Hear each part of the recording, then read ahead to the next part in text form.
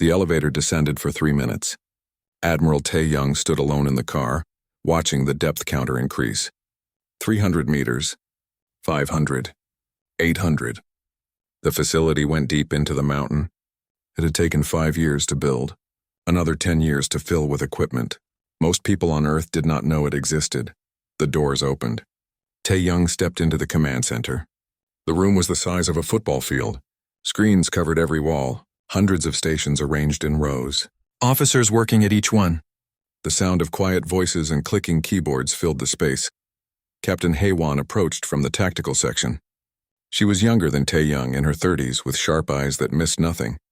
She carried a data pad and wore the dark blue uniform of the Earth Defense Fleet. Admiral, all stations confirm ready status. Fleet commanders are waiting for your briefing. Tae-young nodded. Bring them up on screen. The main screen divided into 12 sections. Each showed the face of a ship captain. Some were on vessels orbiting Mars. Others commanded stations hidden in the asteroid belt. A few reported from ships positioned beyond Jupiter. Tae-young stood where everyone could see him. His voice was calm but firm. 20 years ago, Earth made contact with the Galactic Council. We learned that the galaxy is full of intelligent life. We also learned that the galaxy is dangerous. Species fight over territory, resources, and power. The strong survive. The weak disappear. He paused. Every face on the screen watched him. Our leaders made a choice. We would not be weak. We would prepare. We would build a military in secret while we learned from the other species. We would smile and trade and pretend to be harmless. But we would be ready when someone tested us. Colonel Byung-ho appeared on one of the screens. He was older, with scars on his face and gray in his short hair. He commanded the ground forces. Today is that day. Tae-young nodded. Yes, the Velkrani Empire has declared their intention to conquer Earth. Their fleet will arrive in 4 days. They believe we are defenseless. They are wrong. Captain Haewon stepped forward. She activated a holographic display in the center of the room. It showed the solar system. Blue markers indicated human forces. Red markers showed the approaching Velkrani fleet. The Velkrani have conquered 12 worlds in the past 50 years. They follow the same pattern every time. They arrive with overwhelming force. They target major cities from orbit. They demand surrender. Most species give up without fighting. The few who resist are destroyed quickly. She zoomed in on the approaching fleet. 300 ships moving in standard formation. They are confident. Their intelligence reports say we have no military. They expect this to be easy. One of the ship captains spoke. What about our intelligence on them? Haewon smiled. It was not a pleasant smile. We know everything about them. For 10 years, we have been buying information from other species. We know their ship designs. We know their weapons. We know their tactics. We even know the name of their war master. The display changed. It showed schematics of Velkrani warships. Haewon pointed to key sections. Their ships are powerful but old. They rely on heavy armor and large energy weapons. They move slowly. Their formations are rigid. They have fought against primitive or peaceful species for so long that they have forgotten how to fight against an equal opponent. Byung-ho spoke again. And our forces? Tae-young took over. We have 215 warships fully operational, another 30 in reserve. Each ship uses technology we have learned from a dozen different species. Our engines are faster than Velkrani ships. Our weapons are more accurate. Our shields are more efficient. We have combined the best technology from across the galaxy. He paused. But technology alone is not enough. We have something more important. We have been training for this. Every captain, every crew, every soldier knows their role. We have run simulations 1,000 times. We are ready. The holographic display showed human ships positioned throughout the solar system. Some looked like standard cargo vessels. Others appeared to be mining equipment. All were actually warships with active stealth systems. Haewon explained the plan. The Velkrani will approach Earth expecting no resistance. We will remain hidden until they are in optimal position. Our ships will surround them. Defense platforms will activate. We will disable their communications first. Then we will strike hard and fast. A younger captain asked, what if they surrender? Tae-young considered the question. We will accept surrender. We are not trying to destroy the Velkrani. We are sending a message to the galaxy. Earth can defend itself. Anyone who attacks us will regret it. But we do not need to kill everyone. We just need to win, Byung-ho added. What about ground invasion? Tae-young looked at the colonel's screen. If they attempt to land troops, you know what to do. Byung-ho smiled grimly. Yes, sir. Every major city has hidden defensive systems. Underground shelters for civilians. Weapon emplacements that look like ordinary buildings. We have 10 million soldiers ready to deploy. The Velkrani will not take a single city. The briefing continued for another hour. Every detail was reviewed. Every contingency was planned. When it ended, the ship captains signed off one by one. Each promised to be ready. Haewon remained behind after the others disconnected. She stood beside Tae-young looking at the display. Do you think the council will help the Velkrani? No, Tae-young shook his head. The council does not interfere in conflicts between members. They will watch. They will judge. But they will not help either side. This is between Earth and the Velkrani. And after, when we win, Tae-young turned to face her. Then everything changes. Right now the galaxy sees us as primitives, newcomers who got lucky enough to build spaceships. After this, they will see us differently. They will see us as a species that can fight. A species that prepares. A species that wins. Is that good? It is necessary. The Admiral walked toward his office. In the galaxy, respect comes from strength. We need to earn that respect. This is how we do it. 3 days passed. The Velkrani fleet moved closer. On Earth, life continued normally for most people. They went to work. They spent time with families. They did not know that a war was about to begin. But in secret facilities around the world and throughout the solar system, thousands of military personnel prepared. Weapons were checked. Systems were tested. Ships moved into position. On the morning of the 4th day, sensors detected the Velkrani fleet at the edge of the solar system. They had dropped out of faster-than-light travel near Neptune. They were approaching in perfect formation. 300 ships arranged in battle groups. Tae-young stood in the command center watching the display. Around him, officers worked quietly. The tension was thick but controlled. Everyone knew their job. Haewon reported from her station. Enemy fleet will reach Earth orbit in 6 hours at current speed. They are making no attempt at stealth or caution. Why would they? Tae-young said quietly. They think they have already won. He touched a control on his command chair. This is Admiral Tae-young to all forces. The enemy has arrived. Maintain stealth protocols. Do not reveal positions until my command. Wait for my signal. Across the solar system, 200 human warships waited in silence. Their stealth systems made them invisible to Velkrani sensors. They looked like empty space. Like rocks. Like anything except what they really were. The trap was set. The Velkrani fleet moved forward, unaware of what waited for them. They were confident. They were powerful. They had never lost a battle. That was about to change. The council chamber on Nexus Prime was enormous. Hundreds of beings from across the galaxy sat in curved rows that rose toward the ceiling. Some had fur, some had scales, and some looked like living crystals. They all had one thing in common. They barely noticed the human standing at the speaker platform. Ambassador Jiwoo stood straight and calm. Her dark suit looked plain compared to the elaborate robes and armor worn by other ambassadors. She had been speaking for 10 minutes about Earth's progress in agriculture and mining. Most of the council members were not listening. A few were asleep. Others whispered to each other about more important matters. Jiwoo did not mind. She had expected this. Earth was new to the galaxy.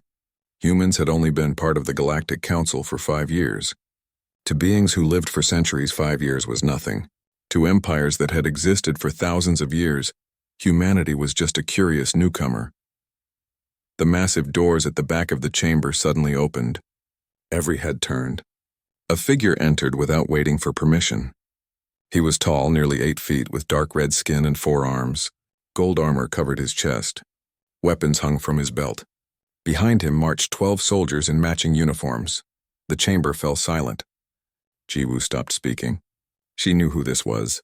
Everyone did. War Master Krelvath of the Velkrani Empire strode to the center of the chamber. He did not bow. He did not ask for permission to speak. He simply began talking in a voice that echoed off the walls.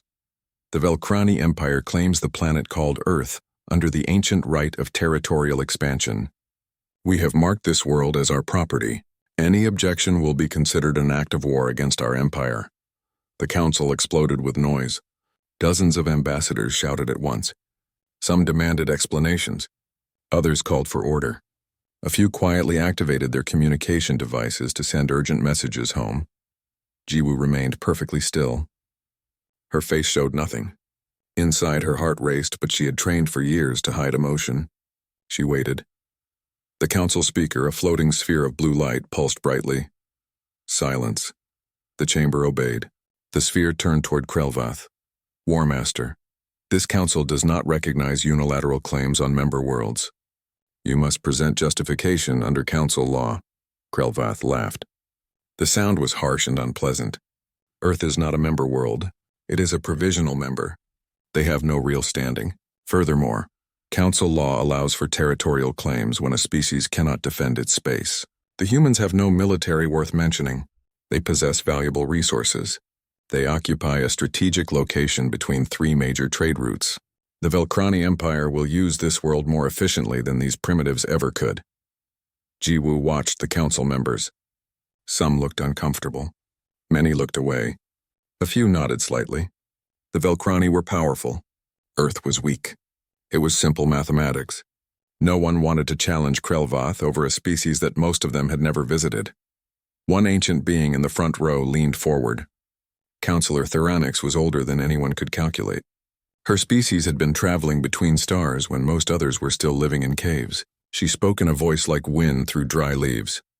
Ambassador Jiwoo, how does Earth respond to this claim? All eyes turned to the human. Krelvath sneered.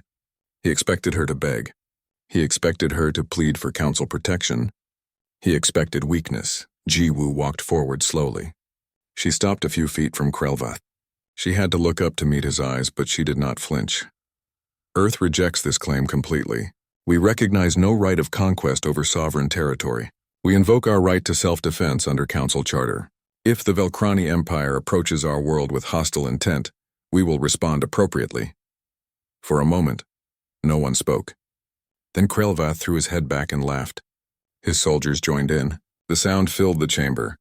Respond appropriately? The War Master wiped his eyes. With what, your merchant ships? Your mining equipment? We have studied your pathetic world. You have no warships, no orbital defenses, no military installations beyond your surface armies. My fleet numbers 300 vessels. Each one could destroy your largest city in minutes. You will surrender when you see our power, and you will be grateful that we allow your species to survive as workers.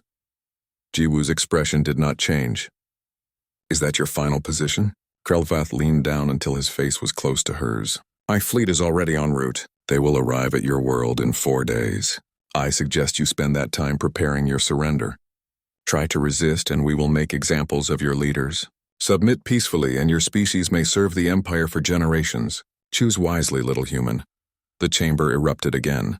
Some ambassadors protested. Others remained silent. A few species that had been conquered by the Velkrani in the past looked at Jiwoo with pity.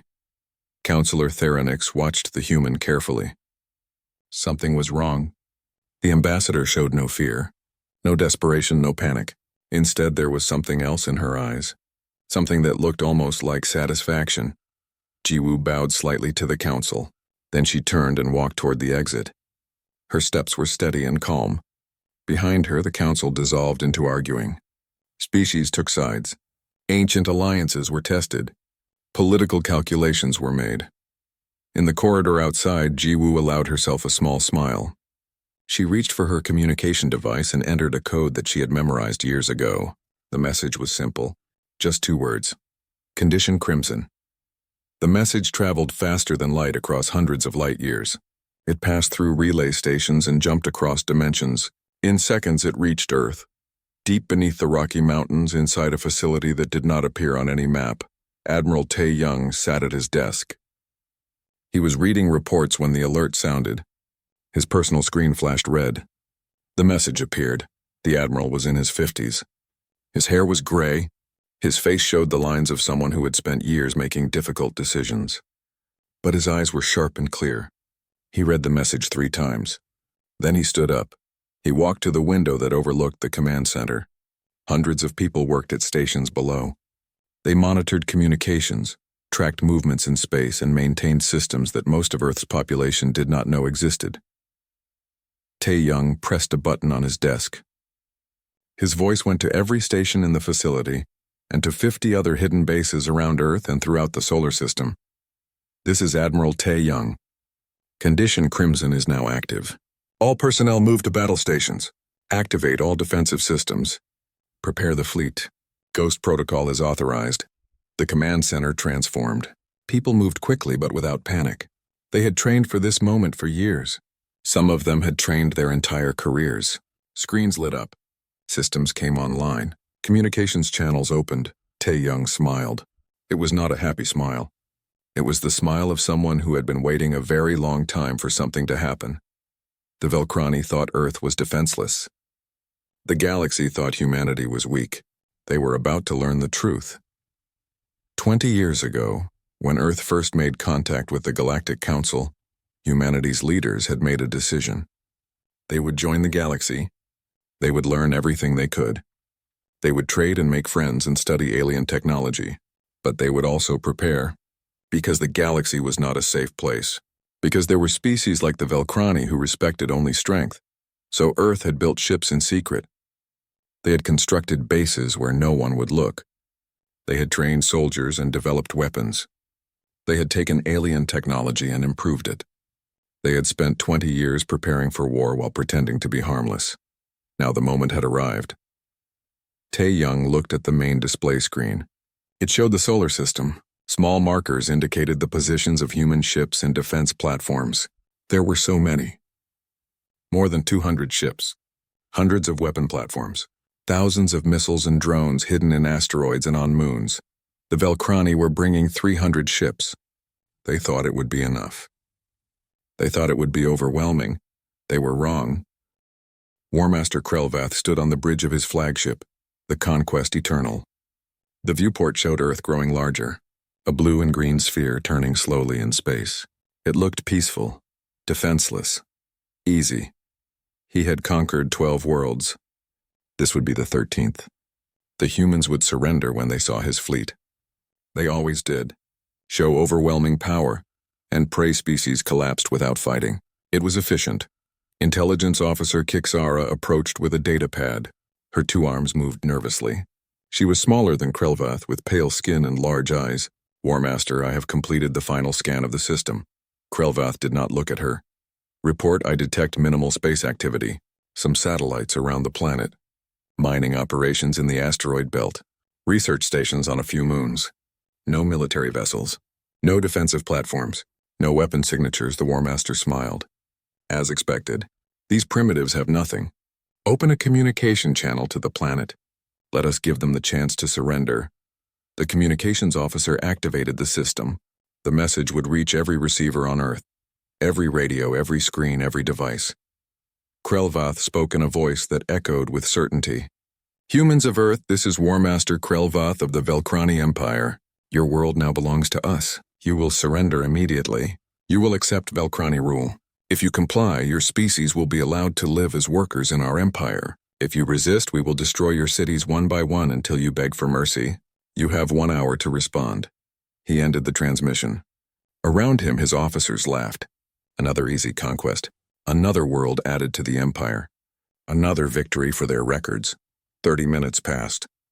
Then a response came. A single transmission from the planet's surface. A human face appeared on the screen. Male, older, with gray hair and calm eyes. He wore a military uniform. War Master Krelvath, I am Admiral Tae Young of the Earth Defense Fleet. We have received your demand. Here is our response. Leave our system immediately. If you do not, you will be destroyed. Silence fell on the bridge. Then Krelvath laughed. The sound grew until it filled the entire command center. His officers joined in. The idea was absurd. Humans threatening the Velkrani? Impossible. Krelvath wiped his eyes. Earth Defense Fleet? You have no fleet. We have scanned your entire system. You have merchant ships and mining equipment. Nothing more. Your bluff is amusing but pointless. Final warning, human. Surrender now or we begin bombardment. On the screen, Admiral Tae Young smiled slightly. Very well, you were warned. The transmission ended. Krelvath turned to his weapons officer. Target their largest city. Prepare to fire. We will show them the cost of defiance. Weapons charge, sir. Ready on your command. Krelvath raised one arm. Fire.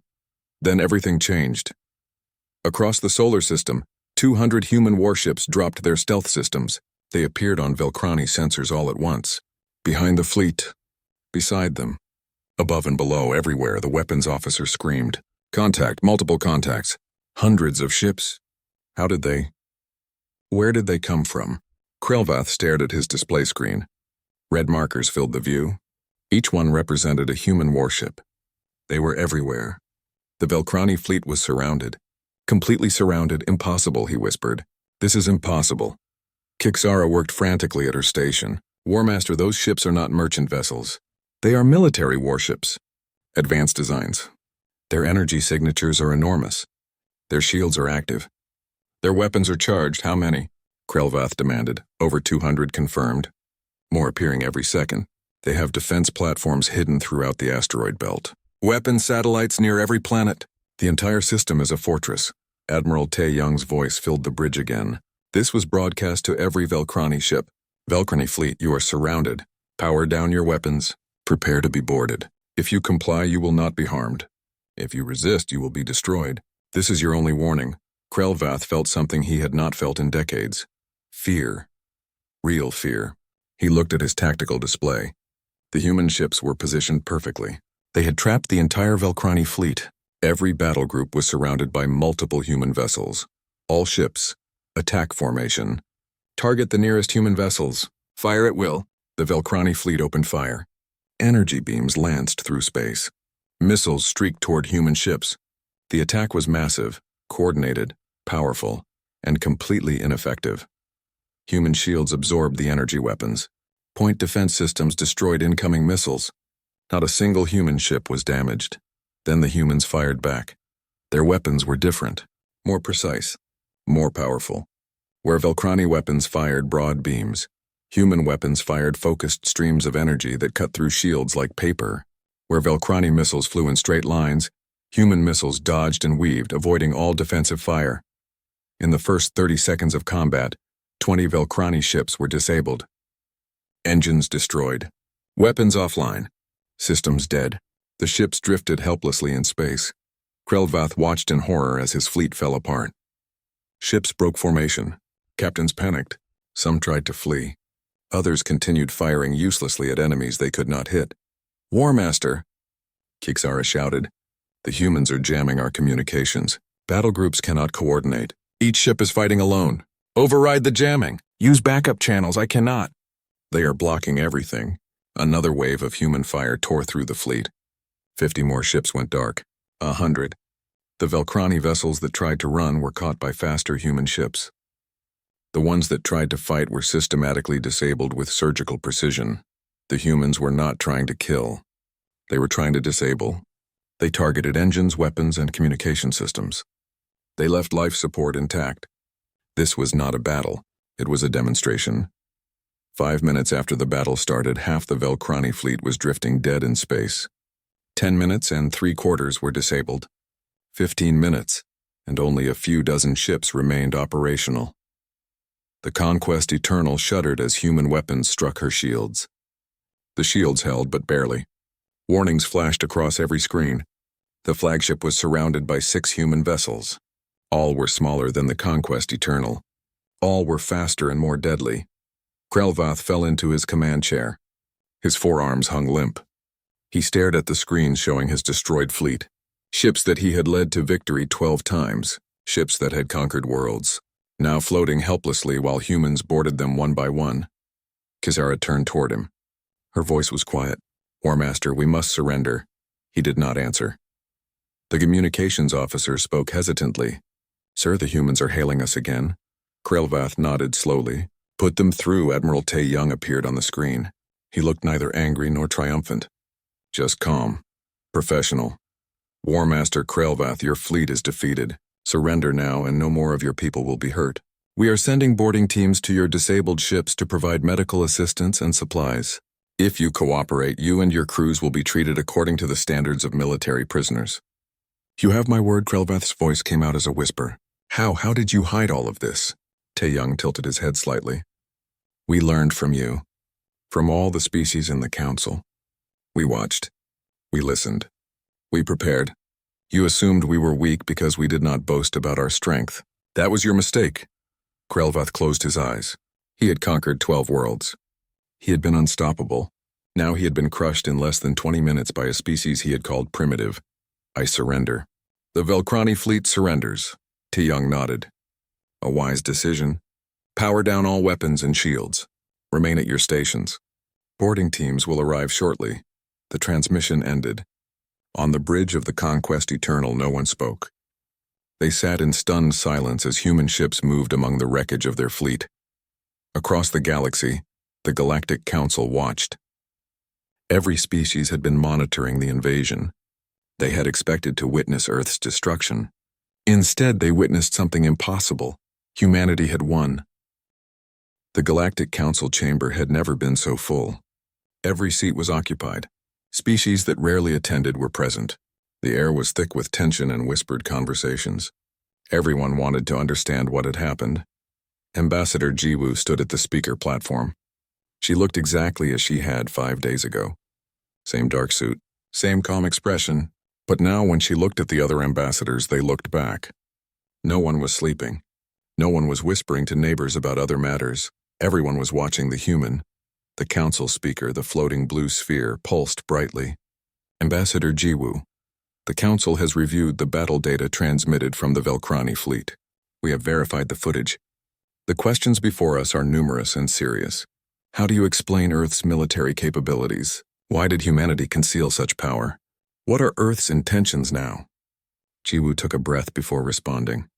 Her voice was steady and clear. Honored council members, Earth has not violated any law or treaty. We never claimed to be defenseless. Others assumed we were weak because we did not advertise our strength. That was their error, not our deception. One ambassador stood up. He was tall, covered in blue scales, representing a species known for their military might. Your people deliberately misled the galaxy. You pretended to be harmless while building a war fleet in secret. Jiwoo turned to face him. Did we? Or did the galaxy simply not bother to look closely? We never hit our shipyards. We never denied having a military. We simply did not provide detailed information that we were not required to share. Tell me, does your species publish complete specifications of your warships? Do you announce the locations of all your military bases? The scaled ambassador sat down without answering. Another voice spoke from the upper rows. What about the Velkrani fleet? You destroyed hundreds of ships, killed thousands of people. Jiwoo shook her head. We disabled the ships. We did not destroy them. We targeted weapons and engines, not life support or crew sections. Velkrani casualties numbered less than 200 across the entire fleet. Most injuries were minor. We could have killed everyone. We chose not to. She paused, letting that sink in. The Velkrani came to conquer Earth. They came to make my people slaves or corpses. We defended ourselves, we won. But we did not slaughter a defeated enemy. We treated injured prisoners. We are returning damaged ships after repairs. We are offering prisoner exchanges. Does this sound like the behavior of a barbaric species? Silence fell across the chamber. Many ambassadors looked uncomfortable. The Velkrani had a reputation. They were conquerors, harsh rulers. No one had ever defeated them so completely, and no one had ever treated them with such restraint afterward. Counselor Theronix spoke from her seat in the front row. Her ancient voice carried easily through the chamber. Ambassador Jiwoo speaks truth. The humans acted in legitimate self-defense against illegal aggression. They demonstrated both military capability and moral restraint. I see no violation of council law. Other species began to nod. A few voiced agreement. The political tide was shifting. The Velkrani ambassador stood. He looked smaller than before, less confident. He had arrived expecting to announce a new conquest. Instead, he faced humiliation. My government demands reparations for the destroyed vessels and compensation for injured personnel. Jiwoo turned to face him directly. Earth will agree to a mutual exchange. We will repair and return your damaged ships at no cost. We will release all prisoners immediately. In exchange, the Velkrani Empire will formally recognize Earth's sovereignty. You will pay compensation for the attempted invasion. You will publicly acknowledge that humanity has the right to defend itself. The Velkrani ambassador's face darkened. That is unacceptable. We will never. Jiwoo's voice cut through his protest. The alternative is that we keep your ships. We keep your people. And we present our own demands to the council for justice. 300 warships attempted to invade a member world. That is an act of war. Earth has every right to seek reparations, territory, or other compensation. We are offering you a generous settlement. I suggest you accept it. The chamber erupted with voices. Some species supported Earth's position, others worried about the precedent. A few quietly calculated how this changed the balance of power. The council speaker pulsed rapidly, calling for order. After several minutes, quiet returned. The speaker addressed both ambassadors. The council will review Earth's proposal. In the meantime, we call for both parties to respect a formal ceasefire. No hostile actions, no provocations. Diplomatic negotiations will proceed under council supervision. Both ambassadors agreed, though the Velkrani representative looked like he was swallowing poison. The session ended. Ambassadors filed out in small groups, talking intensely. Jiwoo remained at the platform until most had left. Then she walked toward the exit. Counselor Theronix was waiting in the corridor. The ancient being moved slowly, her form shimmering slightly. "Ambassador Jiwoo, walk with me." Jiwoo fell into step beside her. They moved down a quiet hallway away from the crowds. "You played this perfectly," Theronix said. "The battle, the restraint, the diplomatic offer. Your species planned every step." Jiwoo did not deny it. "We studied the council for years. We learned how politics work here. We understood that military strength alone would not be enough. We needed to demonstrate both power and wisdom. And now we will see if the galaxy respects us." Theronix made a sound that might have been a laugh. "Oh, they will respect you. But you have painted a target on your world. Every ambitious species will wonder if they can defeat Earth where the Velkrani failed. Every peaceful species will fear that humanity might become the next conqueror." Jiwoo nodded slowly. "We expected this. You expected it?" The ancient counselor stopped walking and turned to face the human. "You wanted it?" "Yes." Jiwoo met her gaze steadily. "For years no one took humanity seriously. We were newcomers, primitives, irrelevant. Now everyone is paying attention. Some are afraid. Some are angry. Some want to become our allies. All of them respect us. That is what we needed." Theronix studied the human for a long moment. "Your species is dangerous only to our enemies." Jiwoo smiled slightly. "We would prefer to have friends." The ancient being resumed walking. "You should know that several species have already contacted me privately. They want to establish better relations with Earth. Trade agreements, technology exchanges, military cooperation. Which species? The ones who are smart enough to see that humanity will be important in galactic affairs from now on. The ones who would rather have you as friends than enemies. And your people? What does the council think? My people have survived for millions of years by recognizing emerging powers early. We do not fear strength when it is paired with wisdom. Earth demonstrated both today. I believe a formal alliance would benefit both our species." Jiwoo stopped walking. She faced Theronix with genuine surprise. "An alliance? The Drayan have not allied with anyone in centuries. Times change. Powers rise and fall. The Velkrani grew arrogant and attacked a world they should have respected. They learned a harsh lesson. Others will learn it too, one way or another. Better to learn through friendship than through conflict." The ancient counselor extended one shimmering appendage. "Consider it, Ambassador. Your species has proven itself. Now you must decide what kind of galactic power you will become." Jiwoo took the offered gesture, a sign of respect between their species. "I will convey your offer to my government. I believe they will be very interested." "Good." Theronix began to fade, returning to her quarters through methods human science did not fully understand. "One more thing, Ambassador. Enjoy your victory, but do not become what you defeated. The galaxy has enough conquerors. It needs more protectors." The ancient being vanished completely. Jiwoo stood alone in the corridor thinking about those words. She reached for her communication device and sent a message to Earth, to Admiral Tae-young. The message was brief. Mission accomplished. The galaxy is listening. 6 months had passed since the battle. Admiral Tae-young stood on the bridge of the Resilience, Earth's newest flagship. Through the viewport, he watched 3 alien vessels moving in formation with his ship. A Drayan cruiser, a Hexian destroyer, a Talmari science vessel. All allies, all friends. The joint military exercise was going well. Human ships and alien ships working together, sharing tactics, learning from each other, building trust through cooperation. Captain Haewon approached from the tactical station. "Admiral, all ships report exercise complete. Performance exceeded expectations. The Drayan commander sends compliments on our maneuvering. Tae-young smiled. Send our thanks, and invite their commander to dinner tonight.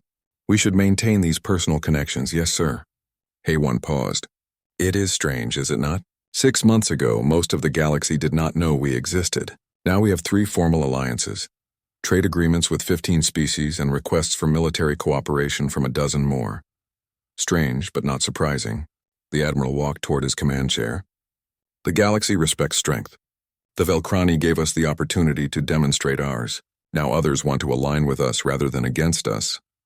He sat down and activated his personal display. Messages from across human space appeared. Colonel Byung-ho's latest report from the frontier. Ambassador Jiwoo's summary of council politics. Updates from shipyards and training facilities. Earth had changed. Not just politically, but practically. Human ships patrolled trade routes, protecting merchant vessels from pirates. Human advisors trained the militaries of smaller species. Human diplomats sat on important council committees. Humanity had become exactly what Tae-young and others had planned for 20 years. A protector. A partner. A power. A communication alert sounded. Haewon checked her station. Admiral, incoming message from Colonel Byung-ho. Priority 2. Put him through. Byung-ho's face appeared on screen. He was aboard a transport ship in the frontier regions. Behind him, Tae-young could see other soldiers moving equipment. Admiral, reporting from the Kelnar system. We have completed the training program for local defense forces. 20,000 troops trained in modern tactics. Defensive platforms installed around their 3 inhabited worlds. They are ready to defend themselves. Excellent work, Colonel. What is their assessment of the threat? Byung-ho's expression was grim. The pirate groups operating here are well organized and well armed. Probably backed by someone bigger. The Kelnar could not have fought them off alone. Now they have a chance. Will you stay to assist? 1 battalion for 3 months. Just to ensure everything works smoothly. Then we move to the next system. There are 6 more species requesting similar help. Approved. Keep me informed of any major developments. The transmission ended. Tae-young looked at Haewon. This is what we fought for. Not conquest. Not empire. The chance to help others stand strong. Another alert sounded. This time from Earth. Ambassador Jiwoo requesting a secure channel. Tae-young accepted the call. Jiwoo appeared sitting in her office at the council station. She looked tired but pleased. Admiral, I wanted to inform you personally. The council has voted to grant Earth permanent membership status. No more provisional conditions. We are now a full member with all rights and responsibilities. Tae-young allowed himself a satisfied smile. That is excellent news. You must have worked hard for this. I had help. Many species spoke in our favor. The Drayan, the Hexians, even some who were initially skeptical. They see that Earth is committed to stability and cooperation. The vote was nearly unanimous, nearly. The Velkrani voted against us. No surprise there. But they are becoming isolated. Many of their former trading partners have turned to Earth instead. Their empire is shrinking while ours expands. Not through conquest, but through respect. Tae-young nodded. What about War Master Krelvath? Have you heard anything? Jiwoo's expression became neutral. He was executed by his own government. They blamed him for the disaster. Intelligence Officer Kigzara, however, asked for asylum. We granted it. She works for us now, providing valuable information about Velkrani military structure. The Admiral felt a moment of pity for Krelvath. The War Master had been arrogant and cruel, but he had been following his culture's values. He had simply met an enemy he could not defeat. That is the way of war. There is something else, Jiwoo continued. The Council wants to create a joint security force. Multiple species working together to respond to threats, prevent wars, protect trade routes. They want Earth to be one of the founding members, to provide leadership and expertise. That is a significant responsibility. Yes. But it is also an opportunity. We can help shape how the galaxy handles security issues. We can ensure that smaller species are protected. We can prevent other Velkrani-style invasions before they start. Tae-young considered it. What does our government say? They want your opinion, Admiral. You led us through the crisis. You built the fleet that saved Earth. They trust your judgment. He stood and walked to the viewport. Stars spread in every direction, each one potentially surrounded by worlds with intelligent life. Species that traded, built, dreamed, and feared. Some were strong. Some were weak. All needed stability. Tell them I support the proposal, but with conditions. The security force must operate under clear rules. It protects, it does not conquer. It defends, it does not oppress. Earth will participate, but we will not become the galaxy's police. We will be partners with other species. Equals Jiwoo smiled. I will communicate exactly that. Thank you, Admiral. The transmission ended. Tae-young stood alone at the viewport for several minutes. Hae-won approached quietly. Are you well, Admiral? He nodded slowly. I am thinking about the future. 6 months ago we fought one battle. We won. But that was just the beginning. Now we face something harder. Maintaining peace, building alliances, earning trust every day instead of just once. Hae-won stood beside him, also looking out at the stars. Is that not better than constant war? Yes, much better, but it requires different strength. Not the strength to destroy, but the strength to build, to cooperate, to compromise, to lead by example. Do you think humanity can do that? Tae-young thought about the 20 years of secret preparation, the patience required to build a fleet while pretending to be harmless, the discipline to win a battle and then show mercy, the wisdom to turn enemies into partners. Yes, I believe we can. We have already proven we can fight. Now we must prove we can build. That will be our real test. A message appeared on the bridge displays. A formal invitation from the Galactic Council. They were hosting a celebration of Earth's permanent membership. Representatives from across the galaxy would attend. It would be the largest diplomatic gathering in decades. Hae-won read the invitation. We are invited to send a delegation. The Council specifically requests your presence, Admiral. Tae-young smiled. Then I suppose I should attend. It would be rude to refuse. Plus, you need to meet all these new allies properly, face to face, not just through screens. True. The Admiral returned to his command chair. Set course for Nexus Prime, standard speed. Let everyone see us coming. The Resilience changed direction along with her escort vessels. They would arrive at the Council station in 3 days. Long enough for word to spread. Long enough for the galaxy to prepare to welcome Earth as an equal. Tae-young looked at the tactical display. It showed human ships across dozens of star systems, patrolling, training, trading, building relationships. Each ship represented human presence, human commitment, human strength used for protection rather than conquest. 20 years ago, he had been given a mission: prepare Earth to survive in a dangerous galaxy. He had succeeded beyond what anyone hoped. Earth was not just surviving, it was thriving.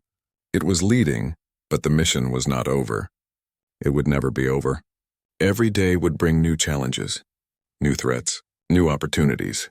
The galaxy was vast and complex. Humanity would need to remain vigilant, adaptable, and wise. Fortunately, those were human strengths.